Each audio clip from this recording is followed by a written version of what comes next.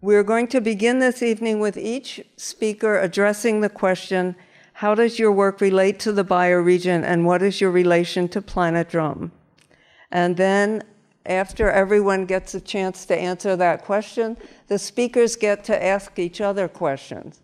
And then eventually you get to ask them questions too. So we don't really consider this like a formal panel.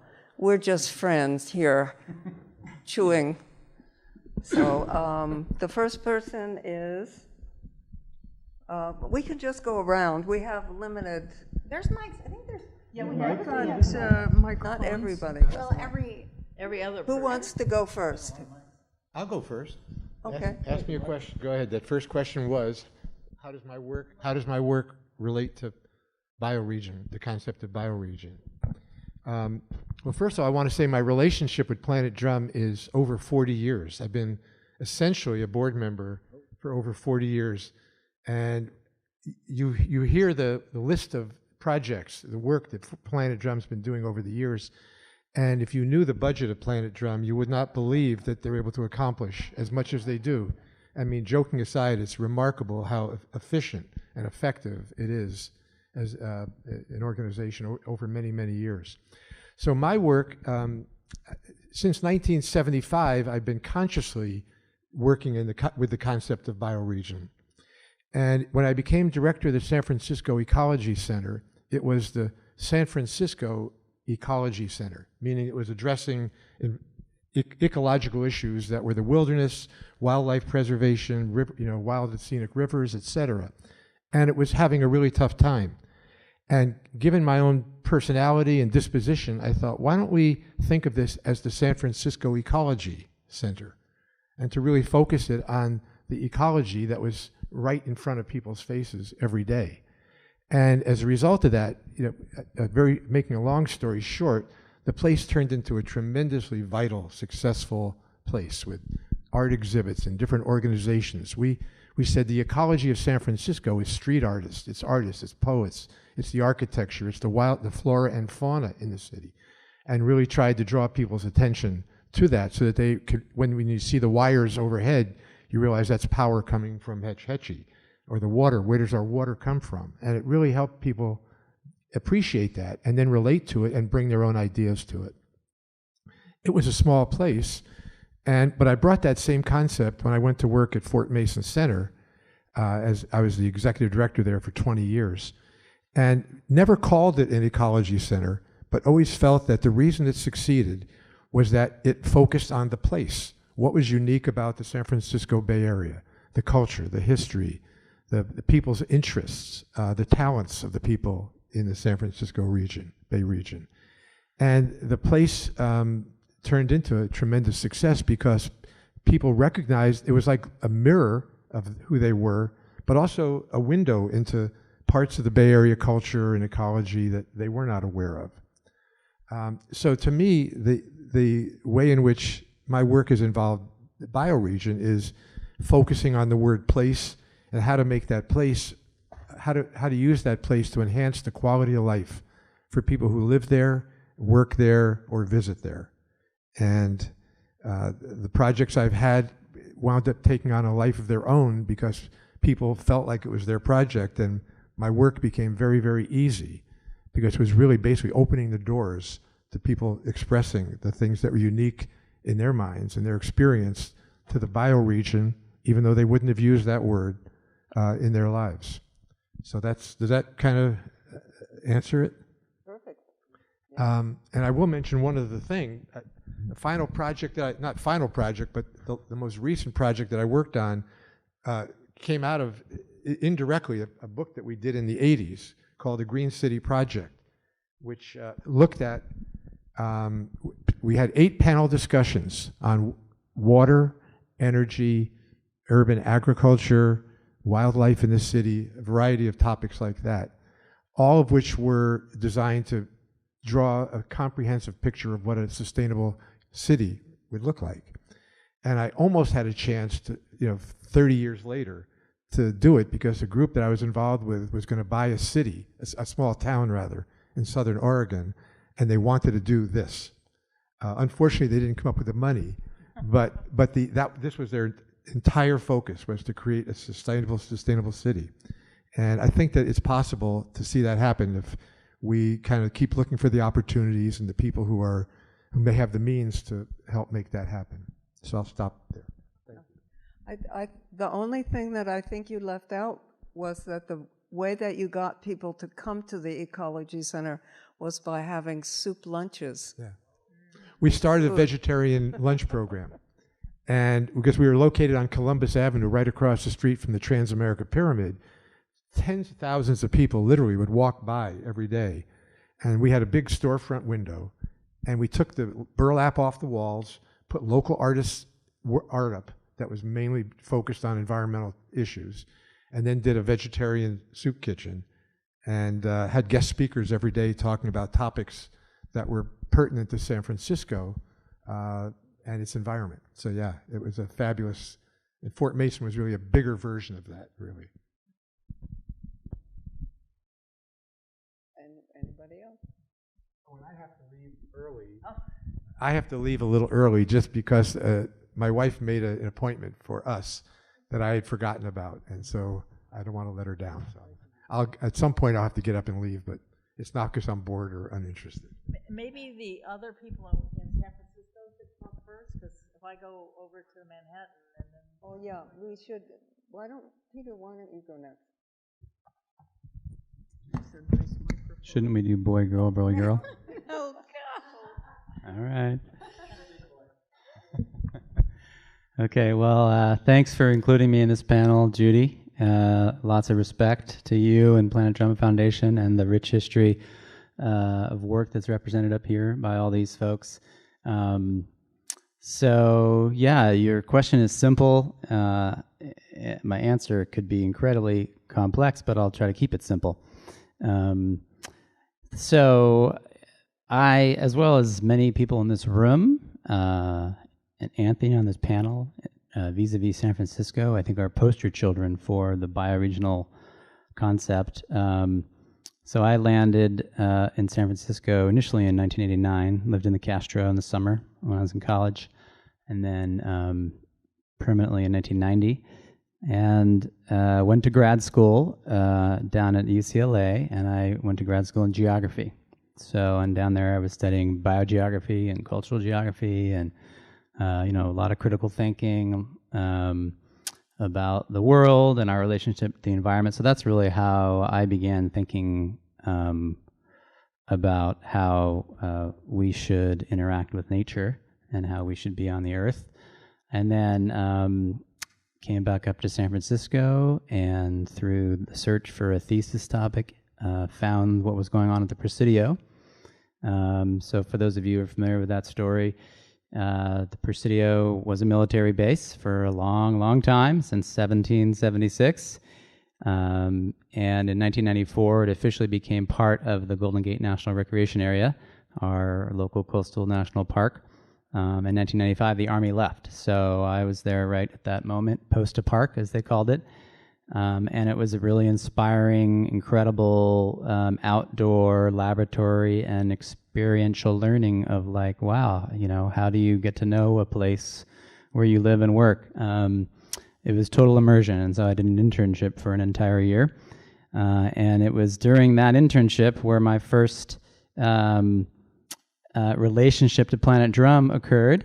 So that was from 95 to 96, and we were working on putting together a calendar of all of the natural resource volunteer activities in the park, and our model was the Green City Calendar, and that was in 95, 96. And then I was joking with Judy that I actually applied, and Peter Berg interviewed me for a job at Planet Drum in the spring of 1996 that I didn't get.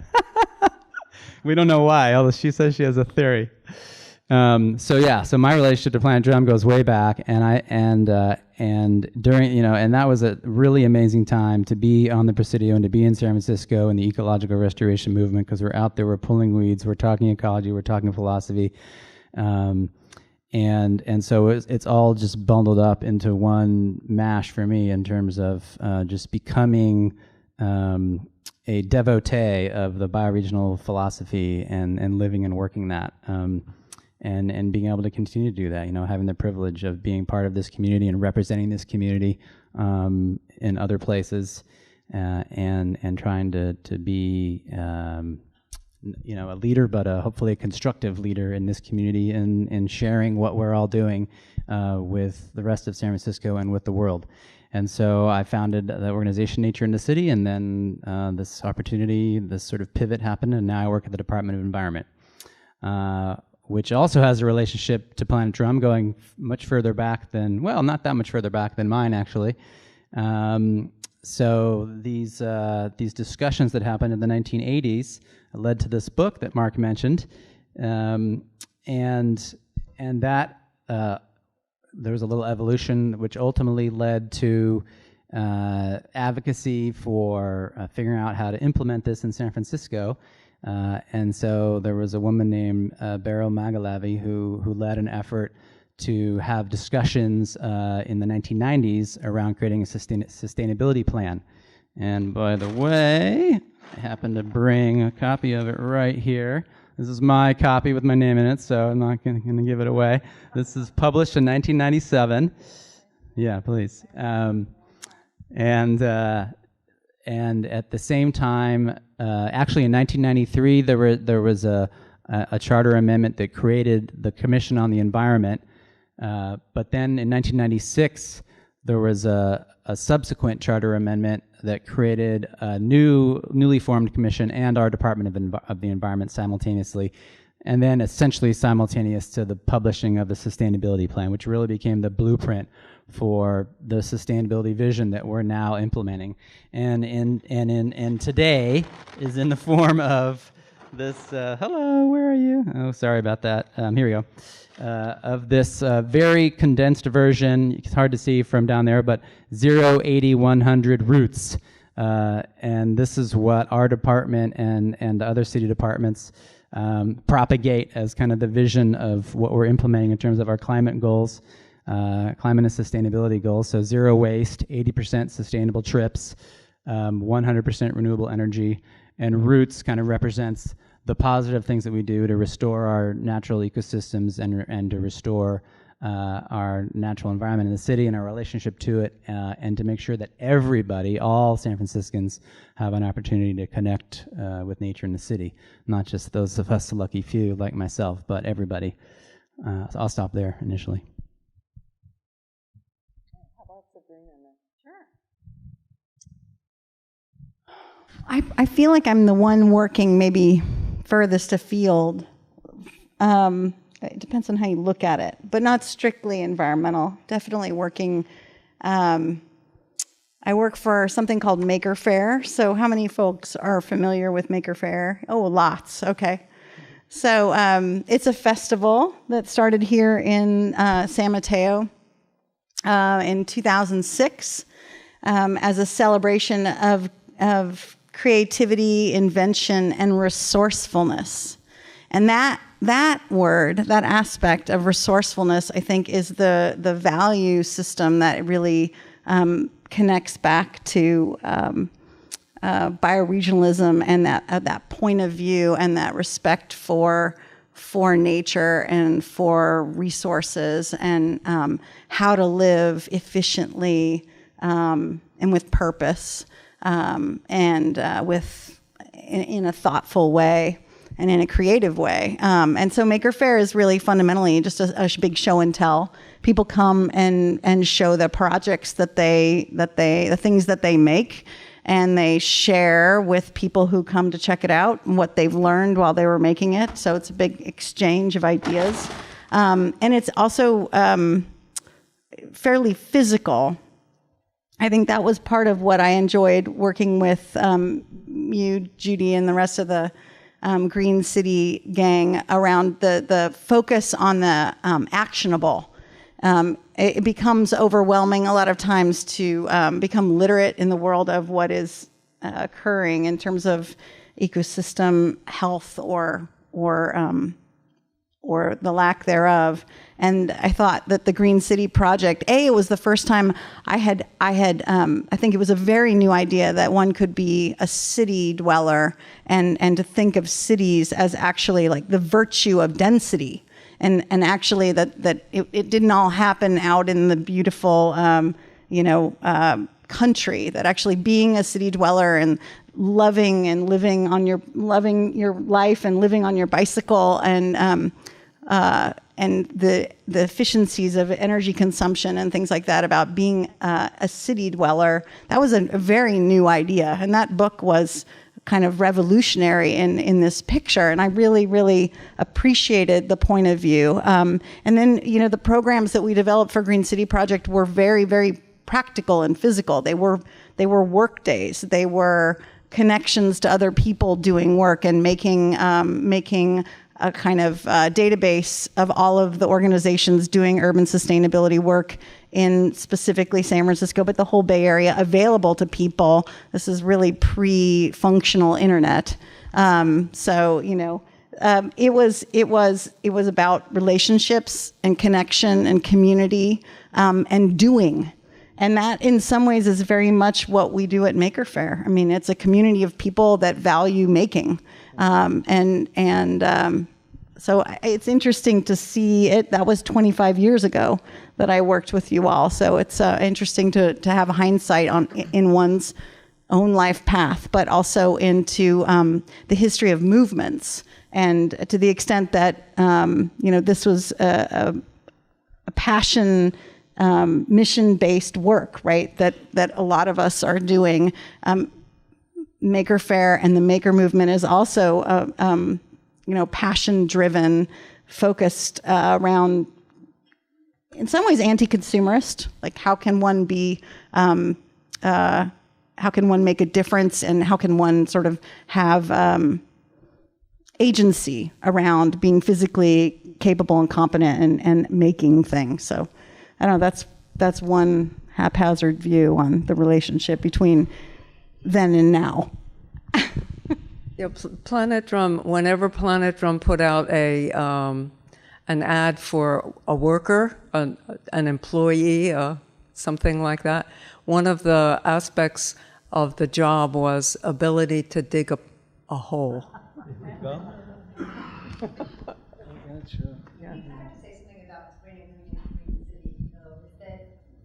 Green City was this concept that Peter had, but Sabrina came in having never really related to Planetrum or anything, and created this incredible program that was super dynamic and, like you're saying, super physical. So I feel like she's being a little modest here, but I just really wanted to speak that it was sort of this idea that Planetrum was swirling, and Sabrina came in and made this incredibly tight, interesting program. Practical. Mm-hmm. You get two. Yeah, I'm loud enough already. Wow, the Shasta bioregion. Here we are, right here in the middle of this estuary, and just want to share a little bit. I'm really enjoying this dialogue, and I want to make way, of course, for our out of bioregion guests, but. Yeah. Yes. Yeah. In our parallel universe over there, but I'm really concerned with our bioregion right here in the 7. I'm a native Shasta bioregionist. I've been a lifelong biophiliac, lifelong bioregionist without even knowing it. Okay, and the concept that Judy shared earlier today around life place. Okay, life place matters, right? Bioregion, life place.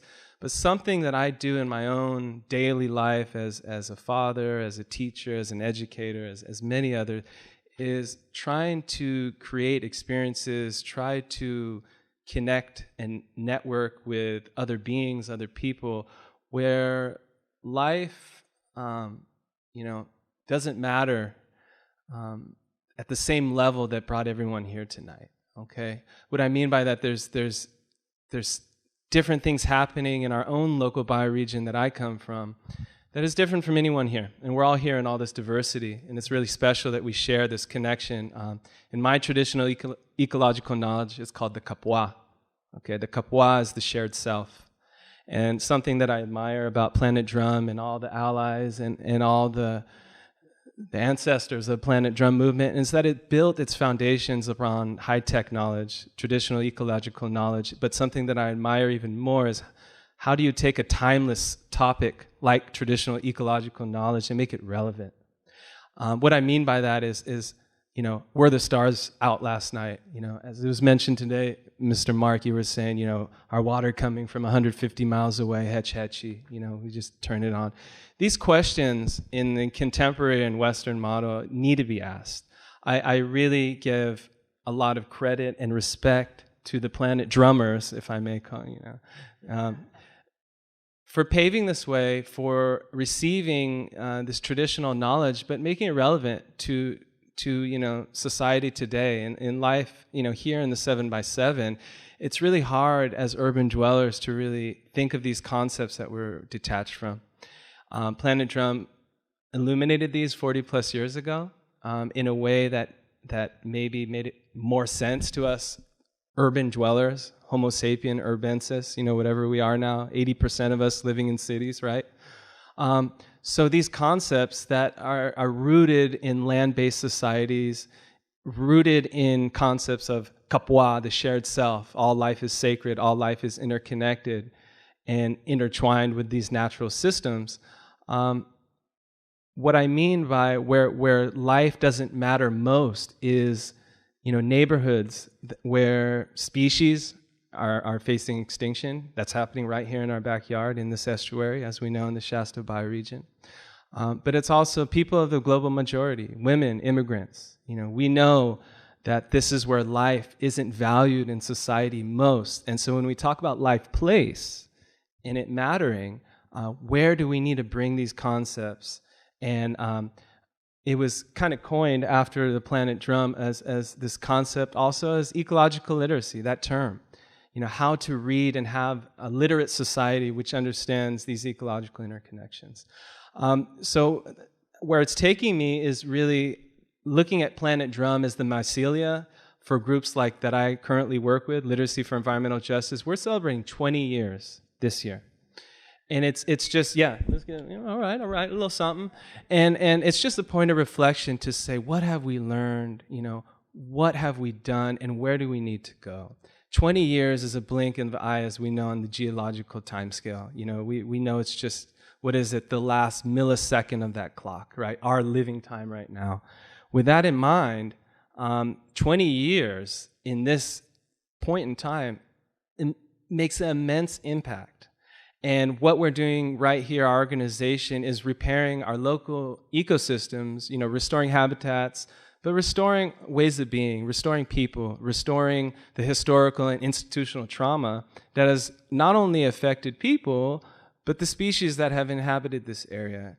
And that's a concept that I know Planet Drum was founded on, is protection and wellness. And I really like what was said earlier, the quality of life. Let's just cut to the chase. We don't need to get too edu-speaky. You know, we all have the right to live in a world where life is, you know, has certain qualities of it. And these qualities are grounded in ecological principles. And those ecological principles were the original traditional ecological knowledge, that high tech. So I want to end and just say there's a real special personal connection to Planet Drum, both of myself and the founders. So as Planet Drum was the mycelia, these 4+ decades of ecological literacy, bioregionalism, and just living in your life place like it matters. When you think about that, that was the mycelium for our founder. Her name was Dana Lanzer. Folks might know her in this room. I had the privilege of getting to work with her. And she was an understudy. She was an educator. She was a mover and shaker with Planet Drum, as Ms. Sabrina, as many folks in this panel, moving and shaker in the bioregional community. And which helped her shape that vision to create an organization in an area that has the highest concentration of toxicity, the highest, you know, hospitalization rates, the lowest life expectancy rates. You know, these are this is the metrics of what I mean, where life doesn't matter as much. Okay, because if that's going on in 2018 with all the boop boop, you know, phones here and everything, and we still have a segregated society in one of the most ecological cities in the world. I am an ambassador to rip the cover off of that, to understand that it isn't just about one way or the other, but it's about all in the interconnectedness of the kapwa. I truly believe that bioregionist thinking honors that principle. I give credit to people like Dana who took that mentoring and coaching that Planet Drum provided so many years ago in these new concepts and turned it into a reality that is now standing 20 years later, like many of us continuing this work. And you know, in conclusion, I want to say I had the honor of working with Peter Berg in his last days, knowing that the Planet Drum beat definitely beats on strong. Till his last breath, he was keeping up the things that are most important to all life. And I think that is a model of living life to its fullest and living the life that you want to lead. And I admire folks like Peter Berg and all the folks who model this type of selfless nature because it is the shared self that we're working towards. So I want to thank you for just this little moment, but also just share a little bit of that energy and bring some of that in here, that the beat goes on. Yeah. There we go. Jean or Stephanie, either one. Come back and across the night. Yeah. Well, how does bioregionalism relate to my work? My work has changed, and my bioregion's changed, and I'll go back to some reminiscence and then forward to my work. I first met Peter Berg in the 70s when he and Freeman House, both diggers, came to my office at a Rolling Stone publication and wanted to pull out or wanted me to donate a centerfold to the diggers, and I couldn't get the boss to agree, and frankly, I didn't try very hard. And next connection was the Frisco Bay Mussel Group, which was a pioneering watershed group formed to call attention to one of the zillion ever resurrected schemes to divert Northern California water to Southern California around the Delta. Then when I was editing at Friends of the Earth, we published Ray Dasman and Peter Berg's Re-inhabiting California in Not Man Apart, which was the publication of Friends of the Earth. So we got, as I got a chance to be schooled in some of the foundational concepts of re-inhabitation. And as a worker in a sort of a mainstream environmental group, I was really drawn to bioregionalism because the analysis went deeper and was systemic, and the vision was for a cultural change, not just to adapt industrial civilization to have it function for another century or so, but really to have, one of the phrases was the idea of a future primitivism, to move our cultures back in the direction of subsistence, which really is sustainability and equilibrium within an ecosystem. But the way that concept gets expressed in bioregionalism is so rich and multifarious. Peter and I were good friends. He was a mentor and a friend, and I returned to his writings. I am a writer, and his work continues to influence me, and I try to carry the thinking forward. And sometimes, his lengthier pieces are extraordinary works of philosophy and understanding, but sometimes the aphorisms just nail a thing, like more than just saving what's left. You know, how bioregionalism was distinguished from conservation, which is extremely necessary and always will be, but the idea of not just sort of preservation and rescuing, but creating something beyond this moment that will be sustainable and enjoyable. The celebratory part of bioregionalism's always been quite wonderful. The solstice celebrations, and one of the things that is so important about bioregionalism, and again, this exists now by many other names, but was the sort of focus on natural history at and an affective relationship with the nature of place, and the possibility, which still continues, of amateurs, and the root of the word is love, getting to know their bioregions in great detail and to protect and preserve them, as the San Bruno Mountain Guardian is doing, and so many people who are exhibiting here. So that focus on natural history seemed really, really valuable, and not reductive, but inclusive. The idea of growing a life-place politics is the title of one of Peter's essays, and the notion that the politics of life places at various scales would sort of emerge from cultures, wouldn't just be superimposed as an off-the-shelf analysis or program, but that governance would come from the place and from the whole community, including the biotic community. My life totally changed because of bioregional congresses. This was something movement-wide that included groups other than Planet Drum, but in 1984, bioregionalists from all over the Turtle Island gathered in the Ozarks, and it was a week-long campout. Ocean was there doing childcare.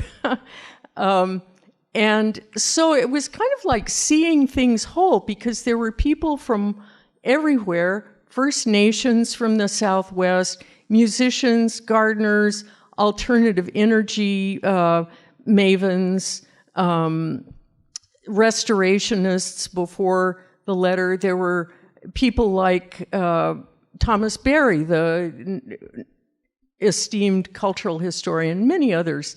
And it was one of the liveliest, most meaningful gatherings I'd ever been for, and it was a great place to meet guys, and I met one, and I moved to Michigan. I followed him home. So that's how I jumped bioregions. And took the... Yeah. Well, in ornithology, there's the idea of being an accidental. You're sort of blown off course by a freak wind. Well, my freak wind was a hippie carpenter, and thank goodness. So I took my sort of bioregional education to Northwest Michigan with me, and spread the word, did organizing, and still try to extol natural history and people who love organisms, other than human organisms, not to the exclusion of humanity. And I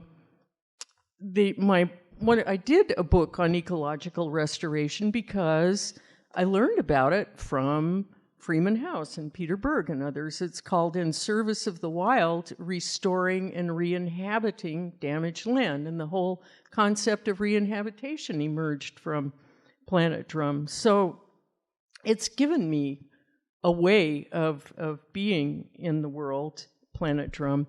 And so I love one thing I wanted to talk about, this wonderful workbook based on Peter Berg's kind of mapping exercise, discovering your life place, is one of the most illuminating things I've ever done as a teacher. It's like steal from the greats. I do use this workshop whenever I get a chance, and it's a way of, empowering people to draw their own bioregion and discover what they know about it and peel the geopolitical boundaries off and sort of see the underlying realities of place. And in one instance, it brought a woman to tears, and a very savvy, sort of cob construction expert, just because she had never been exposed to anything like this in her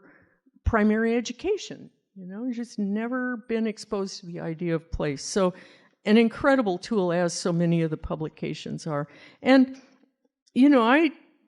I can be a little pessimistic and misanthropic. My friends will tell you that. And one of the gifts of the Planet Drum ethos is not giving up on the human species, seeing the human species as integral to nature, and that we're all in this together. And so moving forward inclusively and in a life-affirming way with the most meaningful and diverse understanding of life. So just an immensely valuable entity in the world. And who's here tonight and the work that's being done testifies to that.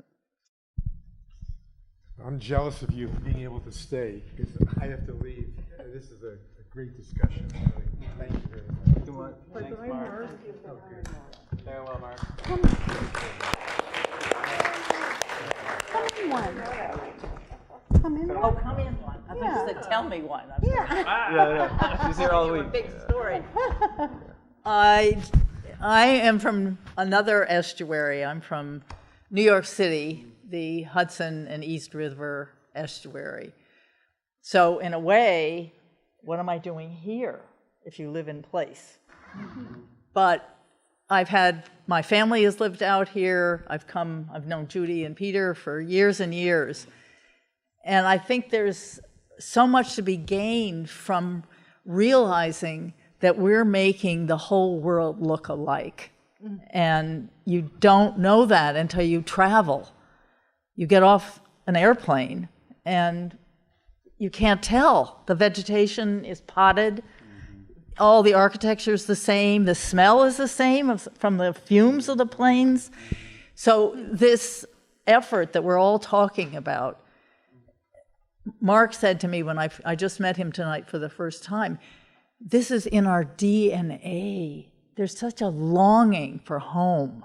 There's such a longing to belong someplace. And we can't find it because cities are blanketing the natural dynamic that's there. And that's how I got started. From the Midwest, my parents let me run wild. And I mean wild, in the woods and climbing trees and falling out and not being... In fact, I ran away at home when I was 18 months. I have a newspaper article to prove it. But I didn't realize that that was my best friend. So when I went to New York City for graduate school, I said, well, I know the Earth is here. It's got to be. And that's what I did my studies on. And I went all around the city, only looking for the living Earth, not potted plants, with the subway underneath or the streets and the sewers, where the Earth actually came into the city. Like Central Park is the living Earth. Its hairstyle is not natural. But, it's like if my hat had a hole in it, the hair was sticking up. That's Central Park. So there are places. New York City has more living Earth in its city limits than any city in the world. 1/4 of it. I know, it's absolutely astounding. And that's how I got started. I published a book called Urban Wilderness, Nature in New York City. And then, as I said, my family lived out here, and then I met one of their best friends, and I'm positive he was my soulmate. He died a few years ago. He was from that New York City estuary, and when I met him and I was working on my book, I had no idea that it was happening other places. People were saying, where's home? Where do I belong?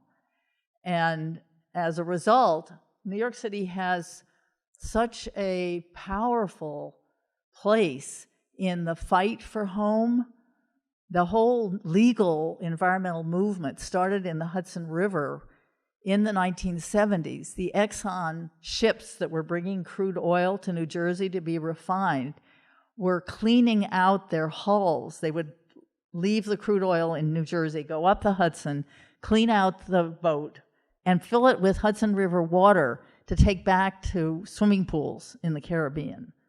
And a very important activist, Richard Boyle, discovered what they were doing and sued Exxon. And that's how the legal environmental movement started, the Natural Resource Defense Council. And it was, it was like a whole nother dimension. We could take them to court. I think you were talking about. I mean, we are the voice for all the other living species. And this legal movement talks for mountains, talks for rivers, talks for animals, because we have to bring back the life. So what I'm doing now is very upsetting, because I teach at a university and do a lot of curriculum development, and what they're asking me, I'm in the middle of doing, is to figure out ways to integrate into curriculums at the graduate and undergraduate level, being prepared for disasters and climate injustice, disrupting climate injustice, because the people who are being most devastated are the ones that have been pushed to the margins, and those are the ones closest to water or on hillsides that are sliding away.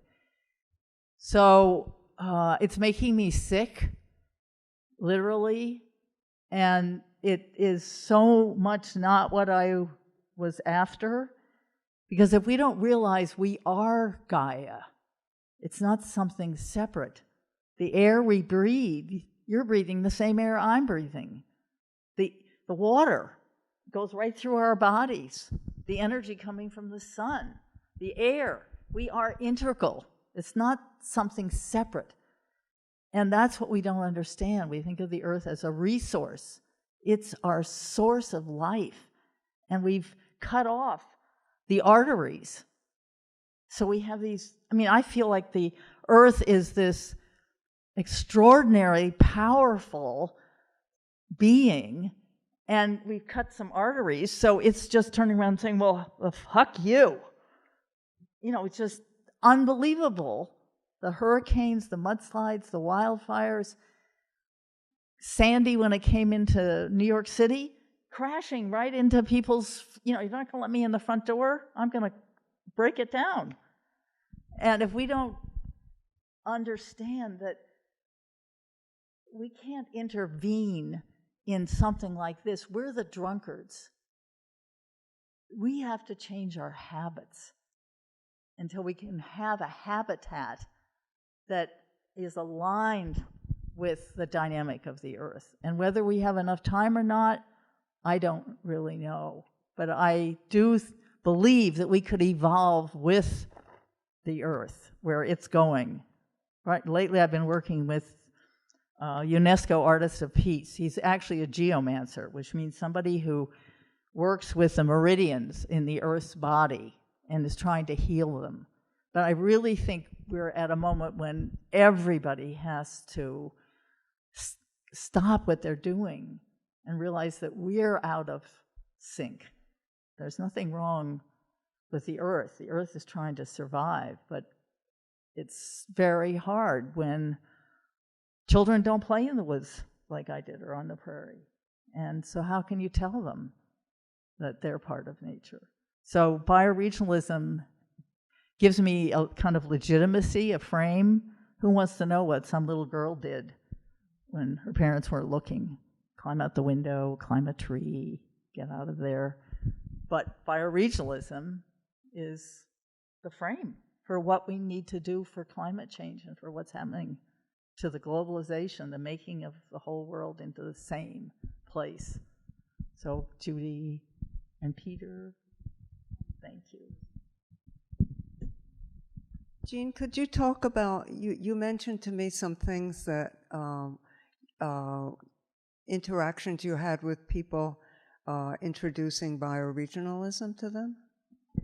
Well, when you look, you look back on your own life and you kind of say, who was that? How did we do that?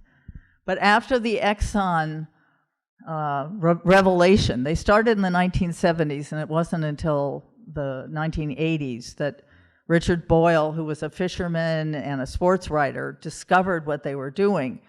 So a group of us thought we ought to get together with our elders and honor them, the ones who were celebrating the Hudson Valley. So that was Pete Seeger and Tom Berry, who was mentioned, who was a Passionist monk, actually, and had traveled the world studying religions. And he said, we have to put these religious books on the shelf. We've got to create a new, he called it a biocracy, that included all animals, all living species. So in the fall, I couldn't find out the year, but it was soon in the early 80s. We met in the Hudson River Valley at the Omega Institute off-season, a group of people interested in the survival of the Hudson estuary, to honor these. Pete Seeger, with his Clearwater efforts to clean up the Hudson, really did turn it around. And then Richard Boyle, the fisherman, and then, of course, Tom Berry, the monk, to honor our elders. And somehow or other, I got the idea with a friend that we ought to write an environmental platform for New York City, because there was a race, a mayoral race coming up. And we thought, well, if we wrote a platform, and there are all these international environmental organizations in New York City, and national ones, like the Sierra Club, had their headquarters there. And then there are lots and lots of small community groups. If we had a platform, we could maybe muster enough votes to get David Dinkins, the first Afro-American mayor, or candidate, elected. So we wrote an environmental platform. This is in the late 1980s. And he won, and a lot of people in our core group, not a lot, several became commissioners. And then I got invited by Richard Register to come out to Berkeley to speak at the first international eco-city. But there really were green cities that he was talking about. So there was always this connection back and forth. I don't know, I can't remember who else you wanted me to mention. I mean, it's just, yeah. That's fine. Okay. Pete Seeger, by the way, was, when, he did the Clearwater down the Hudson and worked on cleaning it up. And he actually, there was one piece from one of the early publications of Planet Drum that he really liked. It was called Nuclear Order 235, and it was an anti-nuke. It wasn't an anti-nuke thing. It was just recognizing that if we had nuclear waste that had to be put someplace where nobody would see it for millions of years, bioregional understanding was ruined. And he came back to Planet Drum numerous times to get extra copies of that particular article. It's in the exhibit upstairs, if you go up there. So I think we've heard from all of the speakers. Do the speakers have questions for the other speakers? Is there anything anybody wanted to talk about? Yeah. Planet Drum is just a treasure trove of resources, and we've shared a little bit of today on literary works, workshops, mentoring, what's going down in Pachamama.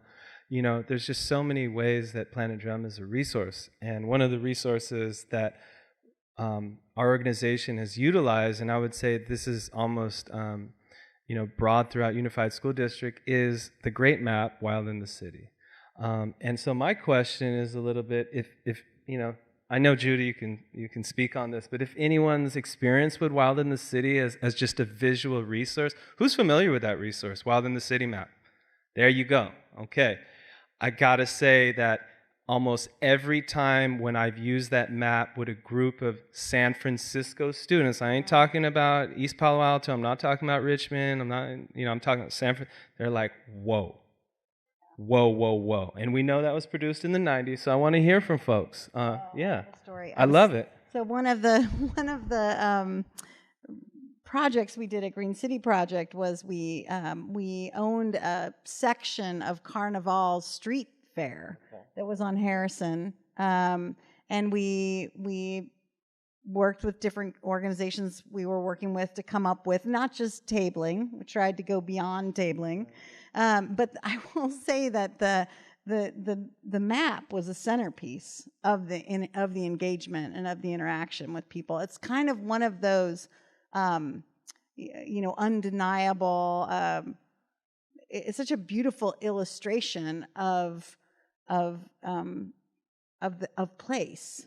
And there's moments of intrigue. We all have sort of ego associated with where we live, like in some ways, right? We have like self-interest, so it's kind of a natural. You're gonna grab people, and where do I live? Where am I in this? And and then sort of the discovery of the watershed, and then the conversation about the landfill, and it was such an easy way to engage people of all shapes, sizes, races, the whole, the broad gamut. It was, and I really always appreciated that it's like a tool, right, for communication and learning. I can riff on the wild and the city map all day long. I know. Yeah. So I was leading volunteer programs for 10 years at the Presidio, and literally in a totally almost religious committed way, we would start every single program rolling out the wild and the city map. Yeah, and saying, this is what we're doing here. This is what it used to look like. This is what it looks like now. And we're restoring habitat, and in the process we're reconnecting, we're re-inhabiting with nature where we live right here. So yeah, re-inhabitation, bioregionalism, that's been part of my lexicon, and the folks that I've worked with way back in the day, including my mentor Sharon Farrell, who was the first biologist hired in San Francisco by the Park Service, and many other people. That was the language, and I want to exploit this opportunity to also say that the wild and the city map, if you remember it, on one side it says 1750, kind of the ancient natural environment, right? Beautifully illustrated by Nancy Marita. And then on the right side, you're facing it right now. On the right side, if you're facing it, it's this stark contrast with the 95% developed, San Francisco, the second densest city pretty much in North America, right? And it was very authentic in that Golden Gate Park almost entirely was the same color as the whole built environment, right? Because that's an artificial landscape, with the exception of the Coast Live Oak Woodlands, which were saved on purpose by John McLaren and William Hammond Hall before him in the planning of Golden Gate Park. But we produced the Nature in the City map in 2007, inspired by the Wild in the City map, partly because we wanted to try to tell a richer story of what's happening today. So the stark contrast is striking on the Wild in the City map, but don't worry, I got one of those too. But yeah, bring up that one. But hang on, I'm starting with this one. Wait, don't look at him yet. Put that down. This is the one we did in 2007. Yeah, if you could hold that up. And so we tried to just kind of illustrate with a little bit more nuance the state of the parks and the open spaces and the natural environment in San Francisco, in this era. So look at Golden Gate Park, right? Doesn't look like the built environment, it looks like a park. And so we did this kind of three greens, to kind of say, there's habitat that exists in these planted landscapes. Well, we went further with that version, and that's nice and rolled out and laminated, so we won't use my folded version this time. That's totally awesome. Thank you, Joel. Oh yeah, there it is. There's the Wild in the City map. Yeah. So, and very authentic in terms of the native habitat that remained, that's represented on the right side of the Wild in the City map, with our old mentors, Jake Sig, Greg Garb, Mary Petrilli from the Fort Funston Nursery way back in the day. This was produced in 1992. So this is really the first kind of comprehensive ecological bioregional tool to talk about San Francisco's natural history. So a real legacy. And so then with the 2018 version of the Nature in the City map, 10 years hence from the second one, even more nuance. And so we used a lot of GIS layers to bring out all the different green in the city. And again, the city is not all the green is not native habitat, but the birds and the bees and the butterflies, they fly throughout the city, and while they really like the native habitat, they really like the local native plants because that's to what they're adapted and co-evolved for thousands of years. They're also able to move over to some of those non-native plants and certainly nest in the non-native trees, etc. And so we have the urban forest layer there that really kind of shows a richer matrix of nature in the city today. And you should look in the back of it, turn it over, because it's got the other layers. It has other layers on the back. And I want to mention that I invited Nancy Marita to be here tonight, and she has family obligations that she couldn't be here, but she was sorry that she couldn't. So I'm really glad that you mentioned it. A couple of things about it that I think the Wild in the City map is wonderful, a wonderful map to show to people, to ask them where they live. Can you find where you live without reference to the streets? Pretty amazing, pretty amazing. And the other thing is, I thought you might all probably... Yeah. You have a question? Oops. Can you purchase this? Yes, outside. One of the... They have... Especially that seat map. They have this map outside, and the other map you can purchase from Planet Drum. Yeah, and they're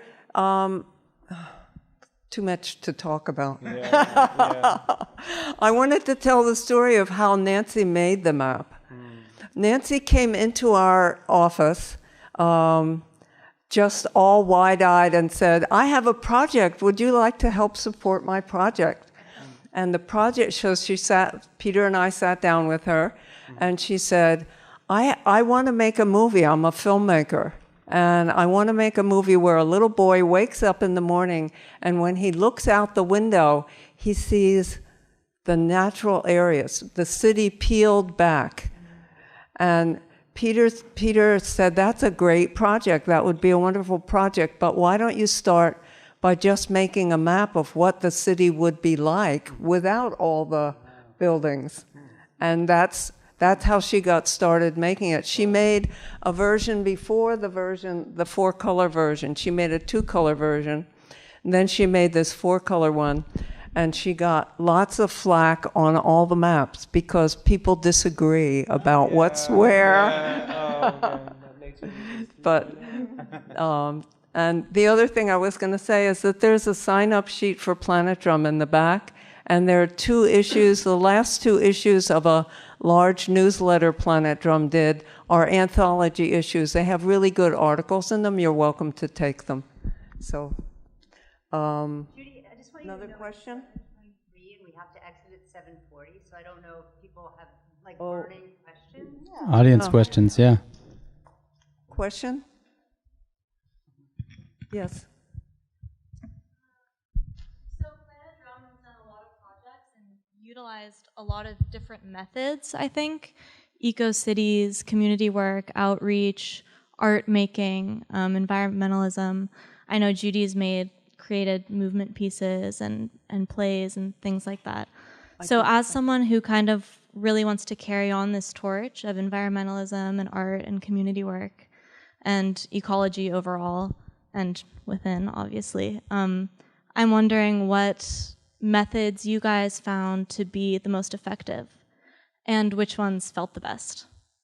And if it's okay, men, you're beautiful, but I'd like to hear from the 4 women. Well, do we... Well, I mean, I'll just say quickly, I think the thing that's so exciting about this moment is that your future isn't known. When I was growing up, you got married when you were 21, and then, I don't know, there was nothing afterwards. There was nothing. They didn't say anything. And just follow what you're interested in. And it's like stepping stones in a mist. You take the first step, because you just told us what you're interested in. And then the next one suddenly becomes clear. The mist kind of slides away. And all of a sudden, it's what I call choiceless choices. It chooses you if you just listen. There's that and the accident. What was the ornithology? Yeah. Being an accidental, yeah. That's beautiful. Yeah, I think, cohorts are really important. Having friends and kindred. Santa Cruz anthropologist Donna Haraway is grappling with an issue that concerns me much, overpopulation, in some really interesting ways. She's got a slogan. She says, make kin, not babies.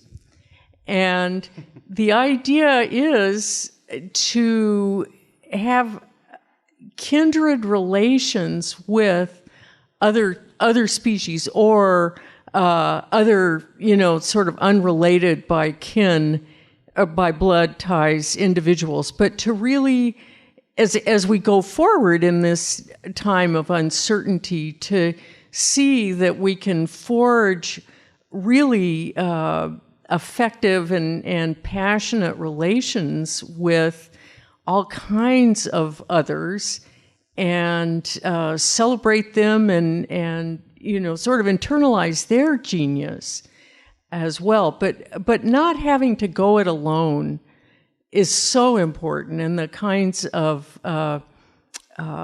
just serendipities that can rise up when you get together with a group to say, hey, let's do a performance piece at the block party, or, can we, for instance, can we get a permit to pull up some pavement and plant a native garden in front of our house?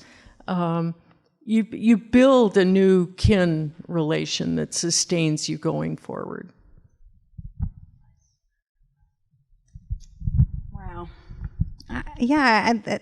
Are you asking specifically about work, like ecology work, or a broader life question? Up to me? That's a lot of pressure. Well, I think that this is there is a lot of there's a lot of disparate information, and I do agree that like finding your kin, looking around for what is out there, connecting, asking questions. Never stop asking questions. There's never a dumb question, and those questions drive solutions, and they drive progress, and they drive connection.